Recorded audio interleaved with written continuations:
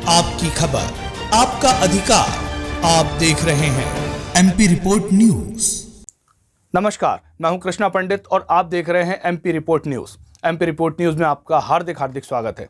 आइए चलते हैं आज की ताजा खबरों की ओर। देश के विभिन्न हिस्सों में तेज वर्षा से जनजीवन अस्त व्यस्त। जम्मू कश्मीर, उत्तर प्रदेश, हिमाचल, उत्तराखंड, पंजाब, हरियाणा सहित देश के कई इलाकों में भारी बारिश का अलर्ट। देश की राजधानी दिल्ली में शनिवार को लगातार हुई मूसलाधार वर्षा की वजह से रविवार को पूरा दिन बारिश होती रही। दिल्ली एनसीआर के कुछ इलाकों में आज भी बारिश की संभावना है। राजधानी दिल्ली में शनिवार को जहां बारिश ने 41 साल का रिकॉर्ड तोड़ा, वहीं रविवार को भी 100 mm से अधिक बारिश हुई। पिछले 2 दिनों में राजधानी में 258 mm से अधिक बारिश ने अपना रिकॉर्ड दर्ज किया। बारिश की वजह से दिल्ली एनसीआर का बुरा हाल। जलभराव, टूटी सड़कें और चौक पड़ी नाली और नालों की वजह से लोगों की दुश्वारियां बढ़ गईं। बारिश की वजह से दिल्ली, गुरुग्राम, फरीदाबाद, गाजियाबाद समेत एनसीआर के साथ हिमाचल और पंजाब के कई इलाकों में स्कूलों को बंद रखने के निर्देश जारी किए गए। गुरुग्राम जिला प्रशासन ने यातायात की भीड़ से बचने के लिए सभी कॉरपोरेट कार्यालयों और निजी संस्थानों को अपने कर्मचारियों के लिए आज वर्क फ्रॉम होम लागू करने की सलाह दी है। कई राज्यों में मूसलाधार बारिश के कारण बाढ़, भूस्खलन, सड़क और मकानों को नुकसान की खबरें सामने आई। कई राजमार्ग और सड़कों पर यातायात बंद, रेल और हवाई यातायात भी हुआ प्रभावित। जम्मू कश्मीर में पिछले 3 दिनों से हो रही लगातार बारिश के बीच प्रशासन ने निचले क्षेत्रों सहित जम्मू संभाग के कठुआ और सांबा जिलों के लिए रेड अलर्ट किया जारी। हिमाचल प्रदेश में लगातार बारिश से राज्य की नदियां, नाले और जलाशय उफान पर। भारी बारिश के चलते मंडी में पुराना औट बंजर पुल ढह गया। उत्तराखंड में भारी बारिश से कई जगहों पर भूस्खलन की समस्या। मौसम विभाग ने उत्तराखंड में अगले 4 दिनों तक सभी जिलों में ऑरेंज और रेड अलर्ट के साथ बारिश की चेतावनी जारी की। दिल्ली में लगातार 2 दिनों की बारिश ने 41 साल का पुराना रिकॉर्ड तोड़ दिया। राष्ट्रीय राजधानी में भारी बारिश के बाद यमुना नदी का जलस्तर बढ़ रहा है। पंजाब के कई जिलों में बारिश के कारण जलभराव की स्थिति। रोपड़ जिले के कई इलाकों में बारिश हुई। वहीं चंडीगढ़ कीरतपुर राजमार्ग में सुबह बारिश के चलते वाहनों की रफ्तार धीमी हो गई। रक्षा मंत्री राजनाथ सिंह मलेशिया की 2 दिवसीय आधिकारिक यात्रा पर। इस यात्रा का उद्देश्य द्विपक्षीय रक्षा सहयोग को मजबूत बनाना और राजनीतिक साझेदारी को और बढ़ाना है। रक्षा मंत्री राजनाथ सिंह अपने मलेशियाई समकक्ष दातो सेरी मोहम्मद हसन के साथ करेंगे द्विपक्षीय वार्ता। दोनों देशों के बीच रक्षा सहयोग और अधिक मजबूत करने की संभावनाओं पर होगा विचार विमर्श। केंद्रीय मंत्री पीयूष गोयल आज से 12 जुलाई 2023 तक ब्रिटेन का करेंगे दौरा।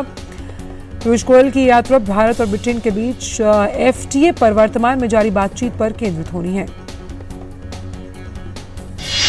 पीयूष गोयल एफटीए के साथ व्यापारिक और आर्थिक साझेदारी समझौते की प्रगति पर चर्चा करने के लिए यूरोपीय मुक्त व्यापार संघ के सदस्य देशों के मंत्रियों से भी करेंगे मुलाकात। यात्रा के दौरान पीयूष गोयल ब्रिटेन के वाणिज्य और उद्योग मंत्री के साथ उच्च स्तरीय बैठकों में भाग लेंगे, जिसमें अंतर्राष्ट्रीय व्यापार राज्य सचिव के साथ साथ विभिन्न क्षेत्रों और उद्योगों के प्रतिनिधि शामिल। राष्ट्रपति भवन में 2 दिवसीय आंगतुक सम्मेलन 2023 आयोजित किया जाएगा। राष्ट्रपति द्रौपदी मुर्मू उच्च शिक्षा के 162 केंद्रीय संस्थानों की विजिटर हैं। राष्ट्रपति द्रौपदी मुर्मू राष्ट्रपति के उद्घाटन भाषण के साथ आंगतुक सम्मेलन 2023 की करेंगी शुरुआत। राष्ट्रपति नवाचार, अनुसंधान और प्रौद्योगिकी विकास श्रेणियों में आंगतुक पुरस्कार 2021 करने वाली है प्रदान। राष्ट्रपति मुर्मू आंगतुक सम्मेलन के समापन सत्र को करेंगी संबोधित। समापन सत्र में विचार विमर्श के नतीजे राष्ट्रपति के समक्ष प्रस्तुत किए जाएंगे। विदेश मंत्री डॉक्टर एस जयशंकर आज गांधीनगर से राज्यसभा के लिए अपना नामांकन करेंगे दाखिल। निर्वाचन आयोग ने गोवा, गुजरात और पश्चिम बंगाल की 10 राज्यसभा सीटों के लिए 24 जुलाई को होने वाले चुनाव के कार्यक्रम की घोषणा कर दी। पश्चिम बंगाल के कई जिलों में पंचायत चुनाव के लिए फिर से वोट डाले जा रहे हैं। इन जिलों में कुल 697 मतदाता केंद्रों पर पुनर्मतदान कराया जा रहा है। मुर्शिदाबाद जिले में 175, मालदा जिले के 110 मतदान, नादिया जिले में 89 केंद्रों पर पुनर्मतदान जारी। पश्चिम बंगाल में शनिवार को पंचायत चुनाव के लिए मतदान हुआ था और इस दौरान बड़े पैमाने पर हिंसा हुई थी। चुनाव के दौरान 37 लोगों की मौत हो चुकी है। कई जगहों पर बूथ कैप्चरिंग की घटनाएं हुई। पश्चिम बंगाल के कुल 697 मतदान केंद्रों पर पुनर्मतदान आज सुबह 7 बजे से शुरू हुआ, शाम 5 बजे तक चलेगा। हर केंद्र पर केंद्रीय सशस्त्र बलों के 4-4 कर्मियों की तैनाती। पश्चिम बंगाल के राज्यपाल गृह मंत्री अमित शाह से मिलने के लिए नई दिल्ली पहुंचे। संभावना है कि राज्यपाल केंद्रीय गृह मंत्री अमित शाह को बंगाल के पंचायत चुनाव पर अपनी रिपोर्ट को सौंपेंगे। राज्यपाल वी आनंद बोस ने शनिवार को मतदान के दौरान कई स्थानों, मुख्य रूप से उत्तरी 24 परगना जिले का दौरा कर स्थिति का लिया जायजा। उन्होंने घायल व्यक्ति के परिवार के जो सदस्य हैं उनसे मुलाकात की। कर्नाटक के हम्पी में जारी G20 संस्कृति कार्य समूह की बैठक का आज दूसरा दिन। केंद्रीय संस्कृति मंत्री जी किशन रेड्डी, संस्कृति राज्य मंत्री अर्जुन मेघवाल, मीनाक्षी लेखी, संस्कृति मंत्रालय में सचिव गोविंद मोहन आज उद्घाटन कार्यक्रम में अतिथि होंगे। आज G20 संस्कृति कार्य समूह की बैठक की प्रस्तावना और मार्गदर्शक सिद्धांतों पर विचार विमर्श होगा। इसके बाद 11 जुलाई तक बैठक के अनेक सत्र किए जाएंगे आयोजित, जिनमें G20 की सांस्कृतिक परियोजना में हुई प्रगति की मौजूदा स्थिति पर चर्चा की जाएगी। G20 संस्कृति कार्य समूह की बैठक में भाग लेने आए प्रतिनिधियों को हम्पी के ऐतिहासिक स्थलों और हस्तशिल्प केंद्रों पर भी ले जाया जाएगा। 3 दिवसीय बैठक में G20 सदस्य देशों, अतिथि देशों और अंतर्राष्ट्रीय संगठनों के प्रतिनिधि भाग ले रहे हैं। हम्पी की बैठक में चर्चा के दौरान प्रतिभागी देश और यूनेस्को जैसे अंतर्राष्ट्रीय संगठन समावेशी सामाजिक आर्थिक विकास को गतिशील बनाने के लिए संस्कृति से जुड़ी विशेषज्ञता और श्रेष्ठ पद्धतियों को साझा करेंगे। गुजरात के केवड़िया में आज से G20 के व्यापार और निवेश कार्य समूह की तीसरी बैठक का आयोजन होगा। G20 के व्यापार और निवेश कार्य समूह की इस 3 दिवसीय बैठक में G20 सदस्य देशों, आमंत्रित देशों, क्षेत्रीय समूहों और अंतर्राष्ट्रीय संगठनों के 75 से अधिक प्रतिनिधि भाग लेंगे। G20 की व्यापार और निवेश कार्य समूह की बैठक का प्रमुख उद्देश्य वैश्विक व्यापार और निवेश से संबंधित मुद्दों पर भारत की G20 अध्यक्षता में रखे गए कार्य उन्मुख प्रस्तावों को पूरा करने पर आम सहमति बनाने पर। केवड़िया में आज से G20 के व्यापार और निवेश कार्य समूह की बैठक के पहले दिन व्यापार अवसंरचना पर एक संगोष्ठी में वैश्विक मूल्य श्रृंखलाओं के विस्तार में लॉजिस्टिक्स की भूमिका पर, MSME के वैश्विक होने, वैश्विक मूल्य श्रृंखलाओं के साथ एकीकरण पर चर्चा होनी है। केवड़िया में संगोष्ठी के बाद G20 प्रतिनिधियों के लिए राज्य सरकार द्वारा स्टैच्यू ऑफ यूनिटी का दौरा और रात्रि भोज का आयोजन किया जाएगा। 11 और 12 जुलाई को तकनीकी सत्र आयोजित किए जाएंगे और इस के दौरान तमाम जो प्रस्ताव हैं उनके लिए G20 सदस्य देशों से विशेष टिप्पणियां मांगी जाएंगी। जम्मू कश्मीर में लगातार होती बारिश और अमरनाथ यात्रा को लेकर केंद्रीय गृह मंत्री अमित शाह ने उपराज्यपाल मनोज सिन्हा से बात की। गृह मंत्री ने हर संभव मदद का दिया आश्वासन। बारिश और बर्फबारी के कारण अस्थायी तौर पर स्थगित श्री अमरनाथ यात्रा फिर से शुरू हो गई। दर्शन के लिए हेलीकॉप्टर सेवाओं को आज भी फिर से शुरू किया गया। आज वहां मौसम साफ है। आज सुबह 11 बजे तक लगभग 11,000 यात्रियों को बालटाल की तरफ से पवित्र श्री अमरनाथ गुफा की ओर जाने की अनुमति दी गई। उधर सावन के पहले सोमवार की वजह से बाबा अमरनाथ की भव्य आरती हुई। अब तक इस यात्रा में 93,929 से अधिक तीर्थयात्री दक्षिण कश्मीर हिमालय में स्थित गुफा में पवित्र हिम शिवलिंग के दर्शन कर चुके हैं। अमरनाथ यात्रा 31 अगस्त तक चलने वाली है।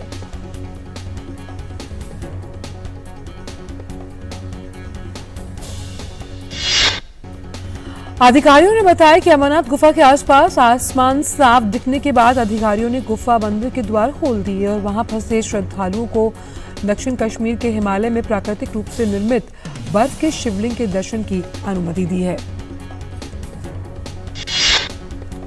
इससे पहले जम्मू कश्मीर में खराब मौसम के कारण 3 दिन तक स्थगित रहने के बाद पंचतरणी और शेषनाग आधार शिविरों से कल फिर से श्रद्धालुओं को यात्रा शुरू करने की इजाजत दी गई। केंद्रीय गृह मंत्री अमित शाह ने अमरनाथ यात्रियों की सेवा में लगे NDRF और SDRF दस्तों की प्रशंसा की। आज सावन का पहला सोमवार है। देश भर के शिवालयों में भक्तगण पूरी श्रद्धा और आराधना के साथ भगवान शंकर की पूजा कर रहे हैं। महाकाल की नगरी उज्जैन में सावन महीने के पहले सोमवार को लाखों की संख्या में श्रद्धालु जुटे हुए नजर आए। उधर झारखंड के देवघर स्थित बाबा बैद्यनाथ धाम मंदिर में सुबह से ही कांवड़िए जो है वो बाबा का जलाभिषेक कर रहे हैं। द्वादश ज्योतिर्लिंगों में से शामिल कामनालिंग बाबा बैद्यनाथ पर आज 2.5 लाख से अधिक कांवड़ियों के जलाभिषेक करने की उम्मीद जताई गई है। सावन महीने के पहले सोमवार के मौके पर शिव की नगरी वाराणसी स्थित काशी विश्वनाथ मंदिर में सुबह से ही भक्तों का तांता लगा हुआ था। श्रद्धालु पूरे उत्साह और उमंग के साथ शिवालयों में भगवान भोलेनाथ की पूजा अर्चना कर रहे हैं। हरिद्वार के दक्ष प्रजापति शिव मंदिर में सावन के पहले सोमवार को श्रद्धालुओं की भारी भीड़ देखने को मिली। नई दिल्ली में संकल्प फाउंडेशन की तरफ से गुरु सम्मान समारोह 2023 आयोजित किया गया। आयोजन में इस साल यूपीएससी में चयनित हुए छात्रों को सम्मानित किया गया। आगामी 14 जुलाई को फ्रांस के राष्ट्रीय दिवस पर होने वाले बैस्टिल डे परेड में भारत की 3 सेनाएं अपना दमखम दिखाएंगी। प्रधानमंत्री इस परेड में विशिष्ट अतिथि होंगे। बैस्टिल डे परेड में भारतीय वायुसेना का नेतृत्व स्क्वाड्रन लीडर सिंधु रेड्डी करेंगी। भारतीय वायुसेना ने ट्वीट कर कहा कि the warriors in blue Avenue देश चैंप्स एलएसी पर धूम मचाने के लिए पूरी तरह से तैयार। घरेलू अर्थव्यवस्था की मजबूती के कारण विदेशी पोर्टफोलियो के जो निवेशक हैं उन्होंने इस महीने के पहले सप्ताह में भारतीय शेयर बाजारों में शुद्ध रूप से 22,000 करोड़ रुपए डाले। सेंसेक्स की शीर्ष 10 में से 6 कंपनियों के बाजार पूंजीकरण मार्केट कैप में बीते सप्ताह करीबन 1,19,763 करोड़ रुपए की बढ़ोतरी हुई। सबसे अधिक लाभ रिलायंस इंडस्ट्रीज और आईटीसी को रहा। सरकार ने जीएसटी में चोरी को लेकर एक बड़ा कदम उठाया। सरकार ने जीएसटीएन को पीएमएलए के तहत लाने का फैसला किया, जिसके लिए अधिसूचना जारी की गई है। दूरसंचार विभाग 2024 में समाप्त होने जा रहे परमिट वाले स्पेक्ट्रम बैंड के साथ रेडियो तरंगों के एक सेट की नीलामी के लिए सप्ताह ट्राई के साथ संपर्क करेगा। आधिकारिक सूत्रों ने ये जानकारी दी है। उद्योग एवं आंतरिक व्यापार संबंधन विभाग ने अपनी रणनीतिक निवेश पहल के तहत 30 देशों के विभिन्न क्षेत्रों की 106 कंपनियों की पहचान की। इस पहल का उद्देश्य देश में निवेश को बढ़ावा देना। अरबपति उद्योगपति गौतम अडानी ने समूह के 3 कंपनियों में हिस्सेदारी बेचकर करीबन $1 अरब से ज्यादा रुपए कमाए। इस तरह पिछले 4 साल में अडानी समूह ने $9 अरब से अधिक की राशि जुटाई है। जीएसटी काउंसिल की 50वीं बैठक 11 जुलाई को होनी है। जीएसटी काउंसिल ओएनडीसी के जरिए ई कॉमर्स में कारोबार करने वाले सप्लायर्स पर टैक्स कलेक्टेड एट सोर्सेस की देनदारी को लेकर स्पष्टीकरण जारी कर सकती है। जीएसटी परिषद नए नियम लाने की तैयारी में। इसके तहत कंपनी या कारोबारी को अधिक इनपुट कर क्रेडिट के दावे का कारण बताना होगा। साथ ही अतिरिक्त राशि सरकारी खजाने में जमा करानी होगी। किसानों को देश दुनिया की खेतीबाड़ी की नई तकनीक से जोड़ने के उद्देश्य में योगी सरकार नवंबर में कृषि कुंभ का कर रही है आयोजन। इसके पहले 2018 में 25 से 28 अक्टूबर तक पहली बार इस तरह के कुंभ का किया गया था आयोजन।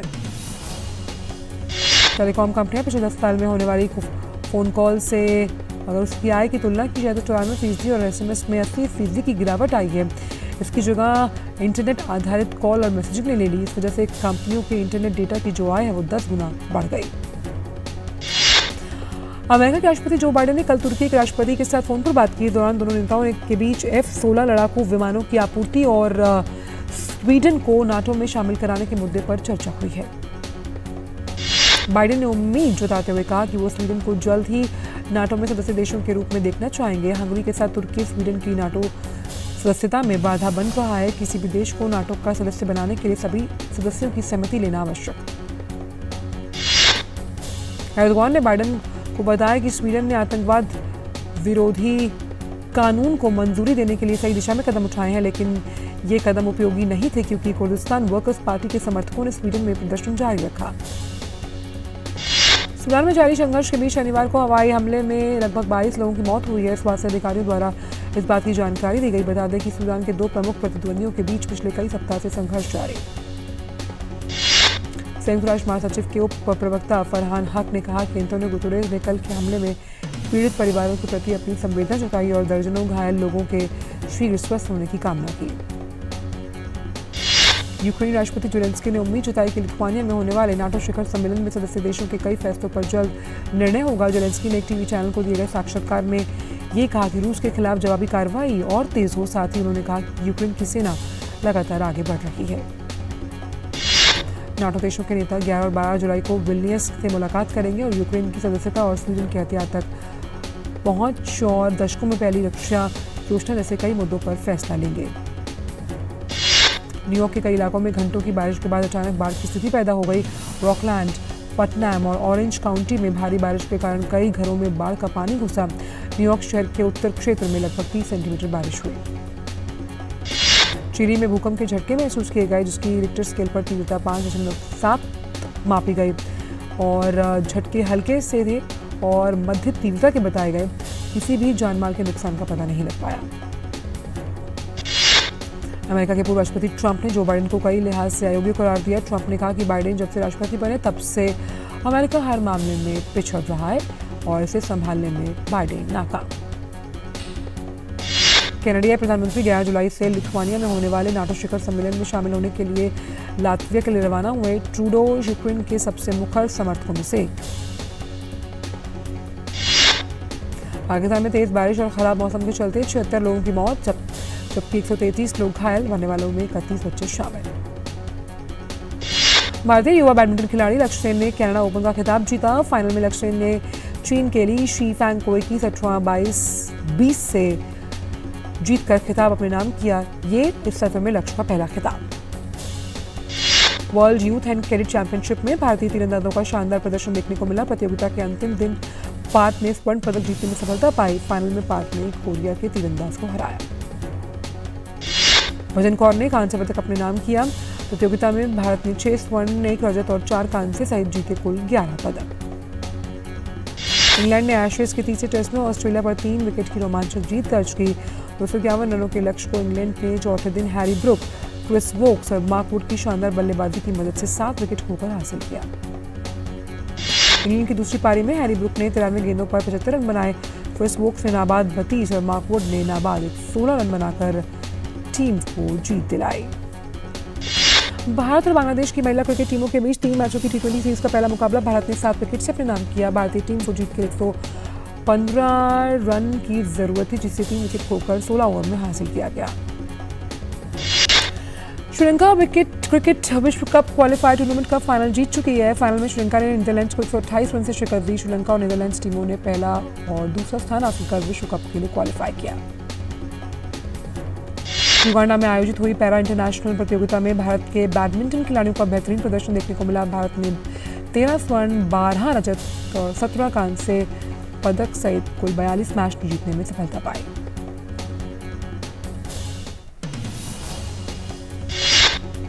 विश्व की नंबर 1 खिलाड़ी महिला टेनिस पोलैंड की इगा श्वांतेक ने विंबलडन के क्वार्टर फाइनल में स्थान बनाया। चौथे दौर का मुकाबला जीतने में उन्हें कड़ी मेहनत करनी पड़ी। 2 मैच पॉइंट बचाते हुए बेलिंडा बेंसिच को 6-7, 7-6, 6-3 से शिकस्त दी। महिला एकल में चौथी वरीयता प्राप्त अमेरिका की जेसिका पेगुला भी क्वार्टर फाइनल में पहुंची। चौथे दौर के मुकाबले में उन्होंने सुरैंका को सीधे सेट 6-1, 6-3 से शिकस्त दी। यूक्रेन की एलेना को चौथे दौर में जीत हासिल करने के लिए कड़ा संघर्ष करना पड़ा। उन्होंने बेलारूस की विक्टोरिया अज़ारेंका को पहले सेट में हराने के बाद वापसी करते हुए मैच को 2-6, 6-4, 7-6 से अपने नाम किया। पुरुष एकल में दूसरी वरीयता प्राप्त सर्बिया के नोवाक जोकोविच का पोलैंड के ह्यूबर्ट हरकिच के खिलाफ ये अंतिम 16 का मुकाबला रविवार को पूरा नहीं हो पाया और खेल रोके जाने के समय तक जोकोविच ने पहले 2 सेट जीतकर बढ़त बनाई। ये आज जो मैच है उसे पूरा किया जाएगा। पुरुष एकल में ही 7वीं वरीयता प्राप्त रूस के आंद्रे रूबलेव ने मैराथन मुकाबले में अलेक्जेंडर बुबलिक को हराकर क्वार्टर फाइनल में प्रवेश किया। 5 सेट तक चले मुकाबले को 7-5, 6-3, 6-7, 6-7, 6-4 से अपने नाम किया। 8वीं वरीयता प्राप्त जेनिक सिनर को क्वार्टर फाइनल में प्रवेश करने के लिए ज़्यादा मेहनत नहीं करनी पड़ी। इटली के सिनर ने चौथे दौर के मुकाबले में कोलंबिया के डैनियल गैलन को सीधे सेट में 7-6, 6-4, 6-3 से शिकस्त दी। मिश्रित युगल में भारत के रोहन बोपन्ना और कनाडा के गैब्रिएला डाब्रोवस्की की जोड़ी को पहले दौर में हार का सामना करना पड़ा। बोपन्ना और डाब्रोवस्की की जोड़ी को इवान डोड्रिक और लतिशा चेन की जोड़ी ने 3 सेट में 6-7, 6-3, 6-4 से हराया। कोनेरू हम्पी और द्रोणावल्ली हरिका 23 सितंबर को हांगझो में शुरू होने वाले एशियाई खेलों में 10 सदस्यीय भारतीय शतरंज टीम की अगुवाई करने वाले हैं। पुरुष वर्ग में विदित गुजराती और युवा अर्जुन एरिगेसी पर पदक जीतने की जिम्मेदारी। रेडबुल के मैक्स वेरस्टेपेन ने ब्रिटिश ग्रां प्री का खिताब जीत लिया। वेरस्टेपेन ने पोल पोजीशन से शुरुआत करते हुए अंतिम तक अपनी बढ़त बनाई और इसी के साथ मैक्स ने लगातार फॉर्मूला 1 रेस में जीतने को सफलता पाई है। French club Paris Saint Germain ने डिफेंडर लुकास हर्नांडिस के साथ 5 साल का करार किया। पीएसजी ने उन्हें बायर्न म्यूनिख से 34 मिलियन पाउंड अपने साथ जोड़ने को लेकर सफलता पाई। बॉलीवुड अभिनेता वरुण धवन और अभिनेत्री जानवी कपूर की आने वाली फिल्म बवाल का ट्रेलर दुबई में रिलीज हुआ। फिल्म बवाल को नितेश तिवारी ने निर्देशित किया है। तमन्ना भाटिया अपनी आने वाली फिल्म जेलर का गाना कवाला पर डांस करती हुई नजर आई। हाल ही में फिल्म जेलर का ट्रेलर रिलीज हुआ है और इसमें तमन्ना भाटिया रजनीकांत के साथ कवाला गाने पर डांस करती हुई नजर आई। बॉलीवुड अभिनेत्री जेनेलिया देशमुख की आने वाली फिल्म ट्रायल का पहला जो गाना है धप्पा वो रिलीज हुआ। गाने को मांगो और मायक ने किया कंपोज। अक्षय कुमार की फिल्म ओ माय गॉड का पहला वीडियो रिलीज हुआ। इस फिल्म में अक्षय के साथ पंकज त्रिपाठी और यामी गौतम मुख्य भूमिका में। बॉलीवुड के किंग खान की आने वाली फिल्म जवान का प्रीव्यू आज रिलीज होगा। शाहरुख खान इन दिनों दक्षिण भारतीय निर्देशक एटली की आने वाली फिल्म जवान में काम कर रहे हैं। अभिनेता सलमान खान निर्देशक सूरज बड़जात्या की फिल्म प्रेम की शादी में काम करते हुए नजर आ सकते हैं। सलमान खान ने सूरज बड़जात्या की फिल्म मैंने प्यार किया, हम आपके हैं कौन, हम साथ साथ हैं, प्रेम रतन धन पायो में भी काम किया है। बिग बॉस OTT 2 को 2 सप्ताह आगे बढ़ा दिया गया। शुरुआत में शो को 6 सप्ताह तक चलाने की योजना थी। शो की बढ़ती पॉपुलैरिटी को देखते हुए ये फैसला लिया गया है और अब शो 13 अगस्त को समाप्त होने वाला है। बॉलीवुड स्टार श्रद्धा कपूर स्त्री 2 की शूटिंग के लिए चंदेरी शहर के लिए रवाना हो चुकी हैं। फिल्म 2018 में रिलीज हुई 3 का सीक्वल है। Dance reality show India best dancer part 3 के त्योहारों का त्योहार स्पेशल एपिसोड में एक अन्य reality show India got talent season 10 के जज शिल्पा शेट्टी कुंज और बादशाह शामिल होने वाले हैं। प्रभास और कृति सेनन की बहुचर्चित फिल्म आदि पुरुष यूट्यूब पर हुई लीक। इससे अब तक 23 लाख से ज्यादा व्यूज मिल चुके हैं। फिल्म को लेकर काफी विवाद हुआ था।